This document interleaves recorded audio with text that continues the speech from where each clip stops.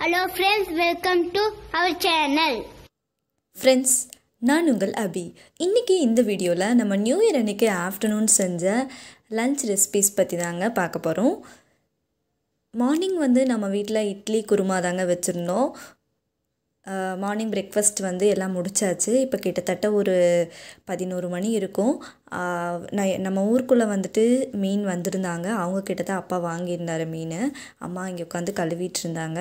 கூடவே சிக்கனும் எடுக்கிறேன்னு சொல்லியிருந்தார் அப்பா. இன்னும் சிக்கன் வரல. சரி, அதுக்குள்ளே மீனை ரெடி பண்ணிடலான்னு அம்மா ரெடி பண்ணிகிட்டு இருந்தாங்க. இந்த சைடு ஓரியோங்க, நம்ம வீட்டு பெட்டு, மீன் கழுவுறதை பார்த்துட்டே இருந்துச்சு.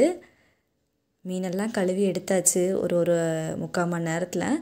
அதுக்கப்புறமா அம்மா இப்போ மசால் மீனில் பரட்டி வைக்கிறதுக்காக ரெடி பண்ணிகிட்டு இருந்தாங்க. இப்போ மசால் ரெடி ஆகிடுச்சு. இந்த சைடு மீனும் நல்லா சுத்தமாக கழுவியாச்சு. இன்றைக்கி அந்த தலை வால் ரெண்டுமே எடுத்து நல்லா கழுவி சுத்தம் பண்ணி வச்சுருக்கோம். ஒரு மீனாக எடுத்து போட்டு அம்மா நல்லா பரட்டி வச்சிட்ருந்தாங்க. இந்த மசால் எப்படி பண்ணுறது அப்படிங்கிறதுக்கான வீடியோ நம்ம ஆல்ரெடி சேனலில் அப்லோட் பண்ணியிருக்கோங்க. அதுக்கான லிங்க் நான் டிஸ்கிரிப்ஷனில் கொடுத்துட்றேன். இந்த சைடு நான் பிரியாணி பண்ணிகிட்ருந்தேன். அம்மா சிக்கன் வந்துருச்சு, அப்பா கொண்டு கொடுத்துட்டாரு. கோழி குழம்புக்காக ரெடி பண்ணிகிட்டு இருந்தாங்க. நான் இந்த சைடு பார்த்தோம் அப்படின்னா சிக்கன் பிரியாணி செய்யலான்னு. சிக்கன் பிரியாணி செய்கிறதுக்கு தேவையான பவுடர் நுணுக்கி வச்சுருந்தேன். பவுடர் ரெடி ஆகிடுச்சு. இந்த சைடு வெங்காயம் இதெல்லாம் போட்டு நான் இன்றைக்கி சட்டியில் தாங்க பிரியாணி வைக்கலாம் அப்படின்னு சொல்லிட்டு தாளிச்சிட்ருந்தேன். நெய் எண்ணெய் ரெண்டுமே நான் ஊற்றிருக்கேன் இன்றைக்கி. தக்காளியும் 2 போட்டாச்சு. இது நல்லா வதங்கட்டும்.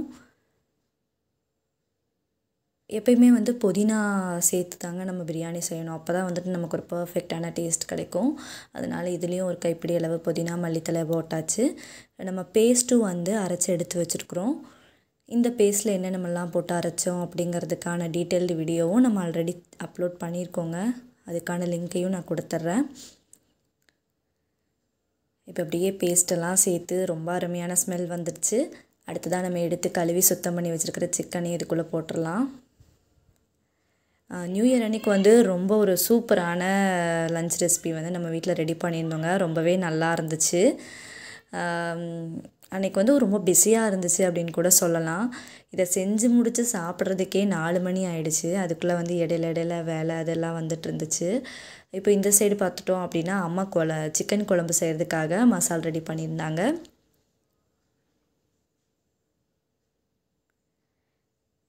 இப்போ இந்த மசாலும் ரெடியாக இருக்குது. அதை எடுத்து தனியாக வச்சுக்கலாம். அந்த சைடு அம்மா குழம்பு செஞ்சிட்ருந்தாங்க. இப்போ சிக்கன் ஒரு கொதி வந்ததுக்கப்புறமா நம்ம நுணுக்கி வச்சுருக்கோம் இல்லைங்களா பிரியாணிக்கு, அந்த பவுடர் எடுத்து அப்படியே உள்ளுக்குள்ளே சேர்த்து மிக்ஸ் பண்ணி விட்டுறலாம். எப்பயுமே நம்ம வீட்டில் பிரியாணி செய்யும்போது நான் செஞ்சுருவேங்க. அம்மா குழம்பு செஞ்சுருவாங்க. வறுவல் செய்யும்போது பார்த்துட்டோம் அப்படின்னா அம்மா என்னை கம்பேர் பண்ணும்போது தம்பி வறுவல் செஞ்சான்னா டேஸ்ட்டாக இருக்கும். ஆனால் அவன் செய்ய மாட்டான், எப்போயாவது செய்வான். இப்போ பாருங்கள், அப்படியே நம்ம அரிசியெல்லாம் உள்ளே போட்டு தேவையான அளவு தண்ணியும் ஊற்றியாச்சு. செஞ்சு நல்லா மிக்ஸ் பண்ணி விட்டுடலாம். உப்பு பத்தலைன்னா பார்த்துக்கலாம் அப்படின்னு சொல்லிட்டு அதையும் பார்த்து தேவையான அளவு உப்பெல்லாம் சேர்த்துக்கலாங்க. குழம்பு பார்த்திங்கன்னா அந்த சைடில் வெந்துட்டுருக்கு. இடையில அம்மா குழம்பு வைக்கிறதுக்கு முன்னாடியே கோழி சூப் எடுத்து வச்சுருந்தாங்க. சூப்பை அப்படியே அம்மா டம்ளரில் ஊற்றுறேன் அப்படின்னு சொல்லிட்டு இருந்தாங்க. வாங்க குடிச்சிட்டு போகலாம் அப்படிங்கிற மாதிரி. அதுக்குள்ளே இந்த சைடு பார்த்துட்டோம் அப்படின்னா குழம்பு கொதிச்சிட்ருக்குதுங்க. இன்னும் கொஞ்சமே கொதிக்கட்டும். பிரியாணிக்கும் நம்ம ஊற்றிருக்க தண்ணியெல்லாம் கொதிக்க ஆரம்பிச்சிருக்கும். இந்த சைட் சூப்பும் ரெடியாக இருக்குது. இப்போ அப்படியே குடிச்சிட்ருக்கோம். சூப் ரொம்ப நல்லா இருந்துச்சுங்க. ரொம்ப காரசாரமாக பர்ஃபெக்டாக இருந்துச்சு. அதையும் குடிச்சு முடிச்சாச்சு.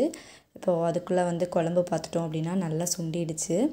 இந்தளவுக்கு இருந்தாலே போதும் அப்படின்ட்டு மேலால் மல்லித்தலை மட்டும் தூவிட்டு இறக்கி வச்சாச்சு. இப்போ குழம்பு ரெடி ஆகிடுச்சு.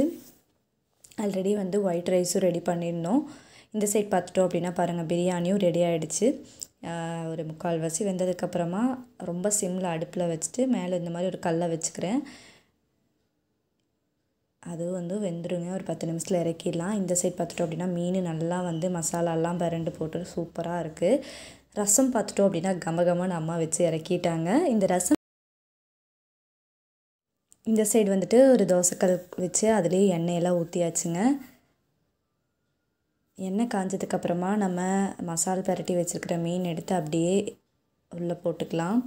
நம்ம எப்பயுமே வந்துட்டு மீன் செய்யும்போது வந்து இந்த மாதிரி தோசைக்கல்ல தாங்க ஃப்ரை பண்ணுவோம். வடச்சட்டியில் போட்டு பண்ணுறதை விட இந்த மாதிரி தோசைக்கல்ல போட்டு ஃப்ரை பண்ணி பாருங்கள், ரொம்பவே நல்லாயிருக்கும். மீன் வறுத்து எடுத்துட்டோம் அப்படின்னா மோஸ்ட்லி நமக்கு லஞ்ச் ரெடி ஆகிடும். இப்போ பாருங்கள், இது வெந்ததுக்கப்புறமா இன்னொரு பாத்திரத்தில் எடுத்து மாற்றிக்கலாம். இந்த சைட் பிரியாணியும் ரொம்ப அருமையாக ரெடி ஆகிடுச்சு. நம்மளோட நியூ இயர் லஞ்ச் ரெசிபி இன்றைக்கி ரெடி ஆகிருக்குதுங்க. இப்போ பாருங்கள், பிரியாணி, ஒயிட் ரைஸ். இந்த சைட் பார்த்துட்டோம் அப்படின்னா சிக்கன் குழம்பு, கூடவே வந்து கோழி ரசம், இது கூடவே கேரட்டு, வெங்காயம், கொத்தமல்லி தழை இதெல்லாம் போட்டு செஞ்ச தயிர் பச்சடி, மீன் வறுவல். கடைசியாக வந்து ஃபினிஷ் பண்ணுறதுக்காக இதெல்லாம் சாப்பிட்டு முடிச்சதுக்கப்புறமா பீடாவும் எடுத்து வச்சுருக்கோங்க. இந்த ரெசிபி செய்கிறதுக்கான டீட்டெயில்டு வீடியோஸ் வந்து நம்ம சேனலில் ஆல்ரெடி அப்லோட் பண்ணியிருக்கோங்க.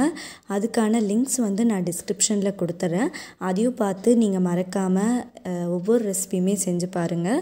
அதுவும் பிரியாணி செய்யும்போது நீங்கள் இந்த மாதிரி பவுடர் பண்ணி அதுக்கப்புறமா பிரியாணி செஞ்சு பார்த்துட்டீங்க அப்படின்னா கண்டிப்பாக இது உங்களுக்கு ரொம்ப ரொம்ப பிடிச்சி தான் இருக்கும். அதுக்கப்புறம் நம்ம எப்போ பிரியாணி செஞ்சோம்னாலுமே இது மாதிரியே தான் செய்ய தோணுங்க. அந்தளவுக்கு இது ரொம்ப ரொம்ப டேஸ்ட்டாக இருக்கும். செஞ்சு பார்த்துட்டு மறக்காமல் எப்படி இருந்துச்சுங்கிறத கமெண்ட் பண்ணுங்கள். இந்த வீடியோ பிடிச்சா லைக் பண்ணுங்க, ஷேர் பண்ணுங்க, கமெண்ட் பண்ணுங்க.